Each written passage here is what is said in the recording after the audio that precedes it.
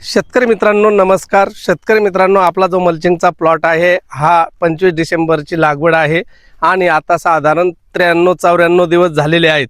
पण याच्यापूर्वी तुम्ही बघितलं की मी पाणी देताना जमिनीतून 0940 दिल्यामुळे त्याबरोबर 1 किलो बोरान दिल्यामुळे याच्यामध्ये ही पात आता पडायला सुरुवात झालेली आहे।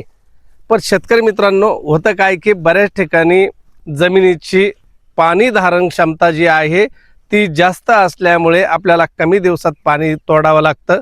पण ज्या जमिनीमध्ये ड्रायनेज जास्त आहे, पाणी दिल्यानंतर आता या उष्णतेमुळे 5-6 दिवसात मॉइश्चर कमी होतं, अशा जमिनीमध्ये आपल्याला योग्य वेळी पाणी देणं गरजेचं आहे।